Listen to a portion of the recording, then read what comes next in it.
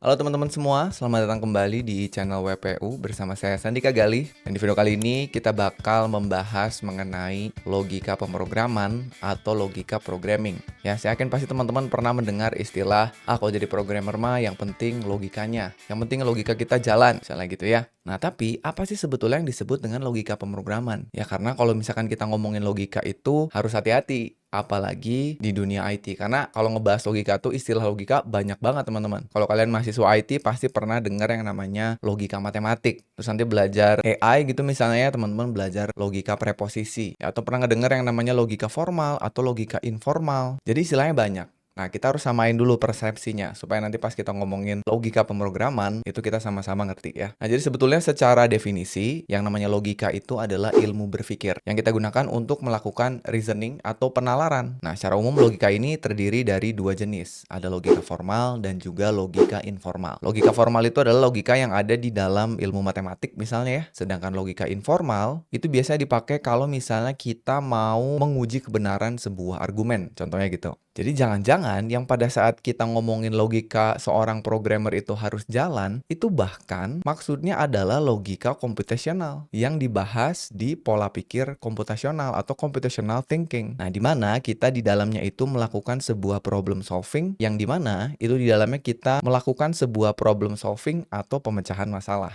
Nah, gitu ya teman-teman ya. Jadi kita samakan dulu persepsinya. Nah, bahkan kalau misalkan kita ngomongin problem solving, ya di dalam programming itu hati-hati juga, jangan sampai salah teman-teman. Karena problem solving atau pemecahan masalah itu sendiri kadang-kadang menimbulkan masalah. Kadang-kadang kita sebagai pemula atau sebagai mahasiswa lah ya contohnya, nggak bisa ngebedain mana yang disebut masalah atau akar permasalahan. Contohnya nih, misalkan kalian mau berangkat kuliah, ya keluar kosan, terus motor kalian mogok. Kalian coba nyalain starter, nggak mau nyala tuh motornya. Kalian coba-coba terus di starter, di engkol ya, diselah gitu kalau bahasa Sundanya, nggak mau nyala juga. Kalian yakin kalau masalah kalian adalah motor mogok, kalian nggak bisa berangkat ke kampus gitu misalnya. Jadi terus kalian malah buang waktu untuk nyalain si motornya. Padahal yang harus kalian cari itu adalah akar permasalahannya. Kenapa ini motor bisa mogok? Jadi jangan buru-buru pengen nyalain motornya. Cek dulu. Mungkin bensinnya habis. Ya, yang solusinya kalian tinggal jalan ke depan, misalkan cari bensin eceran, isi, terus baru berangkat cari pom bensin yang beneran. Misalnya gitu. Atau ternyata aki motor kalian soak gitu. Yang itu solusinya harus di-charge dulu. Bisa dibawa ke tukang charge aki gitu ya. Atau kalian jadi bisa estimasi, wah ini kayaknya lama nih. Ya udah nggak apa, saya berangkat kuliah dulu, nanti pulangnya baru saya benerin gitu. Ya, jadi banyak yang pengen menyelesaikan masalahnya langsung tanpa mencari akar permasalahannya, root cause-nya. Masalah lain misalnya ya, di kamar kalian tuh banyak nyamuk. Oh, banyak nyamuk, susah banget dihilanginnya. Solusinya apa? Yang paling ekstrim itu kan bisa bakar aja rumahnya. Tapi kan itu menimbulkan masalah ya. Nyamuknya mungkin hilang, tapi rumahnya juga hilang gitu. Atau solusinya adalah kita panggil tukang fogging, disemprotlah seluruh rumah kalian gitu. Mungkin nyamuk di kamar kalian hilang, tapi kan ada problem lain yang lebih besar juga gitu ya. Ya mungkin memang sekali lagi nyamuk di kamar kalian hilang. Tapi kan untuk melakukan itu butuh effort yang besar dan nggak murah juga. Padahal sebetulnya mungkin aja permasalahan utamanya adalah kalian sering ngegantungin baju di pintu kamar kalian. Jadi nyamuknya bersarang di situ. Ya jadi mungkin aja solusi yang paling tepatnya adalah beresin dulu bajunya. Itu mungkin itu nanti bisa menghilangkan jumlah nyamuk yang ada di kamar. Nah, jadi ini analoginya buat kita para pemula atau mahasiswa itu kadang-kadang pengen cepet-cepet bikin sebuah solusi teknologi gitu. Bikin app, bikin web, bikin sistem. Belum apa-apa, langsung pengen bikin solusi teknologi. Padahal mungkin aja untuk menyelesaikan sebuah permasalahan nggak harus bikin aplikasi gitu ya. Nggak harus bikin mobile apps, nggak harus bikin sistem informasi. Mungkin aja itu hanya membutuhkan otomasi sederhana, misalkan menggunakan Excel. Mungkin aja menggunakan aplikasi yang sudah ada. Misalkan menggunakan Google Workspace ya. Atau bahkan menggunakan teknologi lain yang sudah ada yang sederhana. Tanpa harus kita bikin dari awal sebuah aplikasi yang lengkap gitu. Ya, tapi kan namanya juga kita masih pemula, masih belajar gitu ya. Kadang-kadang memang kita nggak tahu aja. Jadi mungkin itu terjadi karena gara-gara kita nggak tahu cara cari akar permasalahan, yang ujung-ujungnya mungkin karena logika pemrograman kita belum kebentuk atau belum kuat gitu. Ya karena sebetulnya untuk membentuk logika pemrograman yang nantinya menghasilkan solusi untuk sebuah permasalahan itu nggak gampang. Kita butuh jam terbang, butuh pengalaman yang panjang. Ya kayak misalnya contohnya kalau saya ngasih tugas ke mahasiswa saya di semester 2 gitu misalnya membuat aplikasi toko online, atau misalnya contohnya kalau ada mahasiswa saya di semester 2 gitu misalnya membuat sebuah tugas akhir mata kuliah toko online, itu nanti nanti yang akan saya tanya pada saat menguji itu adalah gimana cara bikinnya. Karena kan masih pemula, saya pasti tanyanya tuh, ini gimana cara bikinnya? Pakai bahasa pemrograman apa? Misalkan PHP, MySQL, pakai Bootstrap. Sudah sampai situ aja. Tapi beda halnya ketika seorang mahasiswa itu udah nyampe ke tingkat akhir. Misalkan dia bikin tugas akhir atau skripsi. Mungkin hasil akhirnya sama-sama membuat sebuah toko online. Nah, tapi pertanyaannya mungkin akan beda. Saya pasti tanyanya, kenapa bikin solusi teknologi ini? Kenapa pakai atau memilih teknologi ini? Kenapa pakai bahasa pemrograman ini? Ya, jadi harusnya semakin berpengalaman, ilmunya semakin banyak, solusi teknologinya makin tepat, yang artinya logika pemrogramannya itu pasti udah jalan. Nah, jadi di video kali ini, saya akan kasih beberapa tips, mungkin 10 tips ya, untuk kalian gimana caranya bisa ngasah logika pemrograman yang paling dasar. Ya, tapi sebelum kita masuk ke materinya, saya mau ucapin terima kasih dulu kepada kelasfullstack.id yang udah sponsorin video ini. Ya, jadi buat teman-teman yang belum tahu, kelasfullstack.id ini adalah sebuah platform pembelajaran atau kelas online yang ngasih kita materi pembelajaran yang lengkap sesuai dengan jalur belajarnya, yang detailnya nanti akan kita bahas di belakang. Oke ya, kita langsung masuk aja ke tips yang nomor 1, teman-teman. Jadi tips yang nomor 1 itu adalah tips yang paling dasar. Kalian harus pahami dulu mengenai fundamental programming secara konsepnya.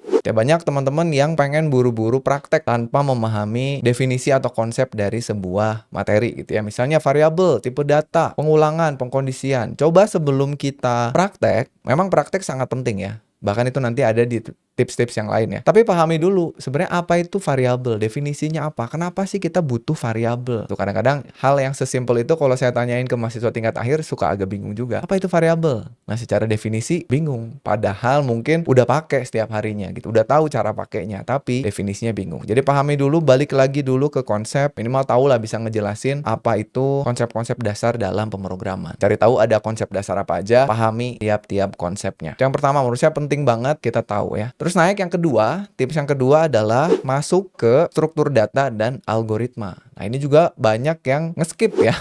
Kenapa? Karena satu memang nggak gampang, terus dua nggak kelihatan barang jadinya seperti apa. Jadi yang pemula baru belajar itu, ngapain sih belajar stack, linked list, belajar graph gitu ya. Saya pengennya bikin web gitu, saya pengennya bikin mobile apps langsung jadi, saya pengennya bikin tampilan UI front end yang bagus. Ngapain lah susah-susah pelajari tentang sorting, searching gitu. Padahal pada suatu titik itu akan sangat ngebentuk logika pemrograman kita. Jadi kalian nggak hanya pilih sebuah teknologi karena banyak yang pakai, kalian nggak hanya pilih sebuah library atau framework gara-gara hype gitu ya, tapi kalian tahu sebenarnya di belakang layar alasan kita menggunakan teknologi itu apa. Itu kebantu gara-gara kita paham struktur data dan algoritma. Ya, belajar tentang array, queue, list, linked list tadi ya, tree, graph, atau yang lebih kompleks, hash map, heap. Nah, itu struktur data di dalam programming. Terus pelajari juga mengenai algoritma-algoritma yang populer gitu ya. Searching bisa pakai apa aja, sorting bisa pakai apa aja. Cari tahu apa itu BFS, breadth first search, atau DFS, depth first search. Cari tahu algoritma pencarian jalur tercepat gitu misalnya ya. Minimal dipelajari, terus cari tahu ini implementasinya untuk apa sih gitu. Manfaatnya untuk apa gitu. Walaupun ya memang sekali lagi belum tentu juga nanti kita di dunia nyata di dalam pekerjaannya pakai atau membuat sebuah algoritma. Kadang-kadang kita pakai yang udah jadi gitu. Tapi kan alangkah lebih baik ketika kita menggunakan sesuatu itu nggak cuma pakai tapi paham gitu. Ini cara bikinnya gimana. Ya, walaupun sekali lagi nggak gampang, pelajari dua ini ya. Tadi pelajari yang dasar programming sama DSA atau data structure and algorithms. Kadang-kadang banyak juga yang waktu belajar tuh selesai kuliah aja ya nggak ngerti sebenarnya maksud dari konsep-konsep algoritma dan pemrograman itu apa, atau konsep-konsep struktur data itu seperti apa. Ngertinya nanti setelah kerja gitu. Ya, sebenarnya itu memang umum terjadi ya. Cuman mumpung sekarang kalian masih belajar, ya nggak ada salahnya untuk dipelajari gitu. Karena materi yang bisa kalian akses sekarang udah sangat banyak sekali. Nomor 3, ini menurut saya paling penting, yaitu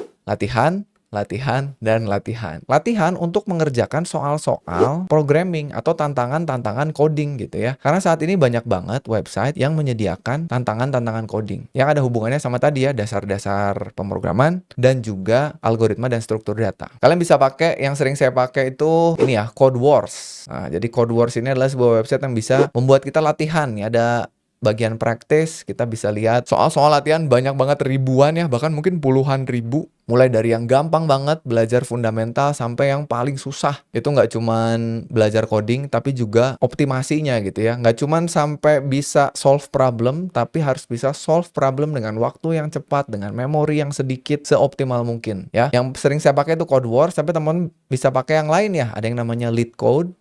ya, atau teman-teman bisa pakai HackerRank ya. Dan masih banyak lagi sebetulnya, silakan dicari aja. Yang penting lakukan latihan, kerjakan latihannya. Itu kalau misalkan teman-teman mau latihan algoritma dan struktur data.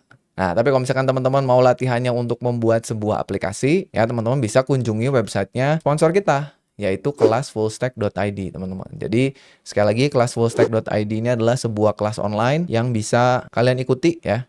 Di mana di dalamnya kalian akan banyak belajar tentang materi-materi untuk membuat aplikasi web, khususnya untuk menjadi seorang full stack developer. Ada 1000 lebih materi, durasinya juga panjang banget, modulnya banyak, ya diajarin oleh instruktur-instruktur yang berpengalaman ya. Kebetulan saya kenal banyak instruktur di dalamnya. Yang saat ini itu kelas full stack ini punya banyak materi belajar baru. Kalau teman-teman lihat lihat silabus di atas, ini kita akan lihat banyak yang new ya. Tuh, jadi ini adalah contekan atau kisi-kisi materi kalau kalian beli kelas online ini. Jadi silakan dicek aja, siapa tahu nanti ada yang cocok dengan kalian. Ya, ini ramah untuk pemula, jadi belajarnya dari dasar banget. Jadi bisa kalian ikutin. Cocok banget buat mahasiswa, buat yang mau switch karir. Nanti silakan dilihat aja di bagian silabus ya. Nah, sekarang kalau teman-teman mau beli kelas ini, ada yang baru nih. Kalau kita klik gabung ya. Kalau kita klik gabung, sekarang kelas full stack ini punya 3 jenis paket pembelian. Jadi kita bisa belinya sesuai dengan roadmap yang mau kita pilih. Ada roadmap full stack PHP sama roadmap full stack JavaScript.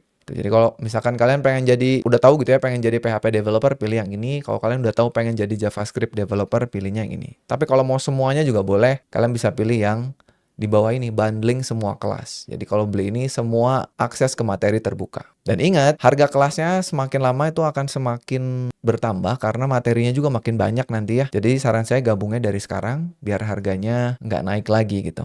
Karena kalau udah beli sekarang, meskipun nanti materinya bertambah terus, harganya nggak akan naik. Atau kita nggak akan di-charge lagi gitu. Udah cukup bayar sekali, selesai. Nanti kalau kalian udah beli, kalian akan dapat akses ke dashboardnya ya. Enak gitu, ada jalur belajarnya, kita tahu mana yang udah kita pelajari. Kalau kita pilih salah satu materi, nanti ada penjelasan materi, terus kita bisa lihat materi dalam bentuk video. Ini kebetulan untuk dasar programming saya ngajarin. Terus ada materi dalam bentuk teks, dan juga kita bisa kasih tahu kalau kita sudah selesai materi tersebut. Nanti kalau selesai satu roadmap atau selesai satu course, kalian akan dapat sertifikat penyelesaian. Nah, jadi buat kalian yang tertarik untuk beli, silakan langsung aja klik gabung program.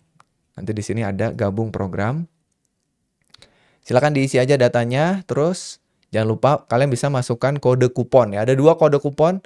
Kalau misalkan kalian mau dapetin diskon sebanyak 25%, kalian bisa masukin kode kuponnya semangat 2024 ya. Nanti kalau kita cek, nih, kalian akan dapat potongan segini, tapi ini hanya berlaku untuk 200 orang dengan durasi waktu tertentu. Jadi ini durasinya terbatas, nanti cek aja di deskripsi durasinya sampai kapan.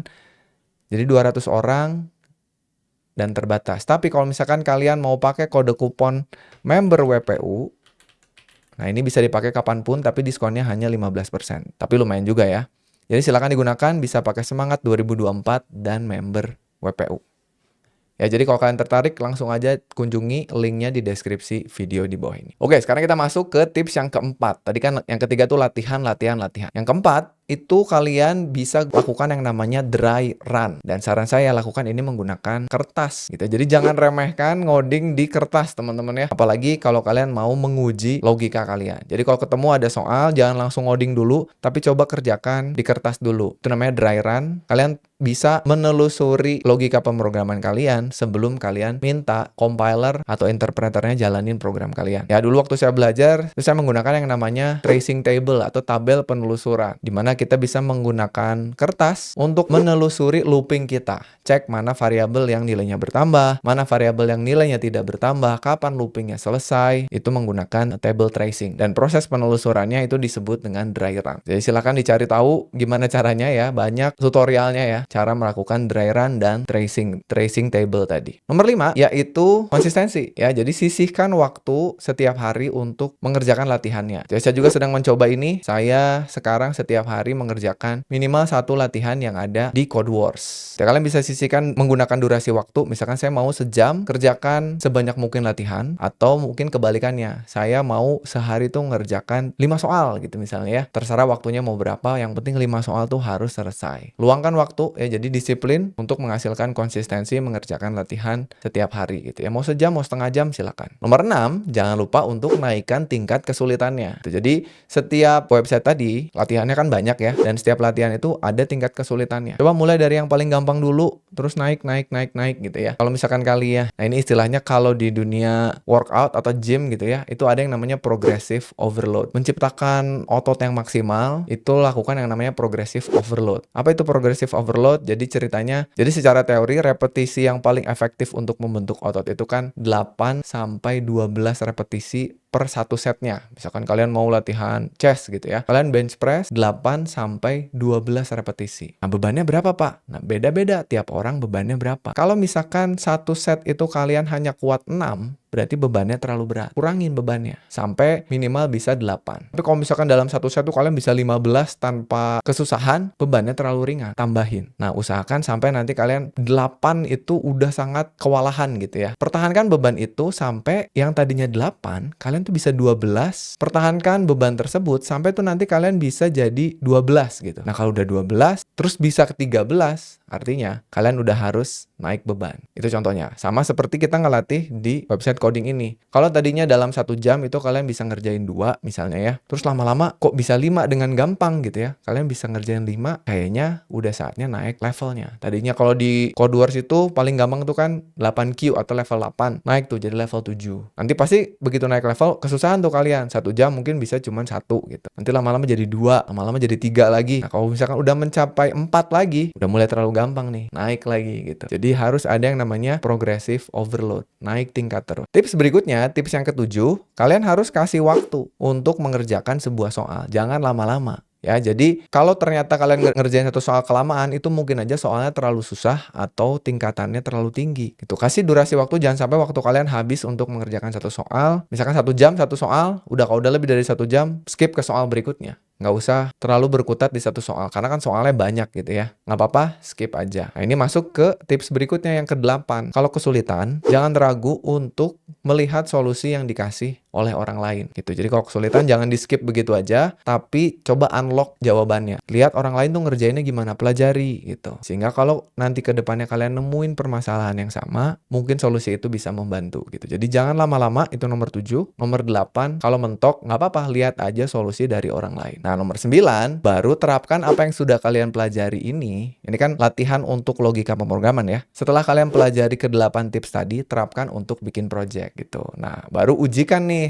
logika pemrograman kita bisa nggak diimplementasikan ke project nyata. Baru bikin web, bikin mobile apps, bikin aplikasi backend, bikin API. Nah, saya yakin itu pasti akan ngebantu. Terasa atau tidak, itu bisa mengurai kesulitan ya. Karena yang namanya logika pemrograman tuh kadang-kadang kita nggak bisa ngerasain. Tiba-tiba kita jadi lebih cepat bikin sebuah function gitu, misalnya kita dapat task atau kita harus bikin sebuah modul apa, kita harus bikin fungsi apa di aplikasi kita, nggak kerasa bikinnya lebih cepat, errornya lebih dikit, kodenya lebih optimal, mungkin aja seperti itu. Nah, untuk ngerjain projectnya tadi bagus banget kalau misalkan kalian juga gunain platform dari classfullstack.id, karena di dalamnya banyak banget latihan-latihan yang berbasis project ya. Dan yang terakhir nomor 10, ini yang nggak kalah penting, yaitu sabar dan juga disiplin gitu. Kadang-kadang ya banyak dari kita yang pengen cepet-cepet gitu. Pak, bisa nggak saya sebulan bisa ini? Pak, bisa nggak saya 2 bulan bikin ini gitu, karena pengen cepetnya. Padahal ya kita kalau mau bisa sesuatu itu kan harus sabar dan disiplin gitu. Jangan pengen buru-buru, karena biasanya hasilnya juga nggak akan maksimal. Jadi dinikmati aja, disiplin aja ya. Disiplin dan konsisten itu penting ya, karena menurut saya disiplin menghasilkan konsistensi gitu ya. Karena apa itu disiplin? Disiplin itu adalah ketika kita konsisten mengerjakan sesuatu bahkan ketika kita nggak suka ngerjainnya. Makanya tadi saya bilang di tips nomor berapa tadi? Luangkan waktu setiap hari gitu. Karena pasti ada aja hari di mana kita itu lagi nggak semangat gitu. Tapi karena disiplin, kita bakalan konsisten untuk ngerjainnya meskipun kita lagi moodnya nggak bagus, lagi capek gitu ya. Tetap disiplin, sabar sehingga nanti kita akan dapat hasil. Dan mungkin hasilnya itu nggak kita rasain tadi ya, karena kan yang namanya logika pemrograman menyerap gitu kadang-kadang ke diri kita. Kita nggak, wah ternyata logika pemrograman saya udah keren gitu. Nggak, kadang-kadang ya terasanya ke proses bagaimana kita membuat atau melakukan problem solvingnya. Gitu teman-teman ya. Jadi itu mungkin ya beberapa tips yang bisa kalian terapkan untuk mengasah logika pemrograman kalian. Silahkan diterapkan. Kalau kalian punya tips lain yang kalian rasakan ketika kalian belajar coding, belajar programming buat ngasah logika pemrograman, boleh langsung aja tulis di kolom komentar di bawah biar kita diskusi dan teman-teman yang lain juga bisa mendapatkan manfaat dari itu. Ya, jadi sekali lagi itu aja untuk video kali ini. Terima kasih teman-teman sudah menyaksikan. Mudah-mudahan bermanfaat. Sampai ketemu lagi di video berikutnya. Saya Sandika Gali pamit dan seperti biasa, jangan lupa titik koma.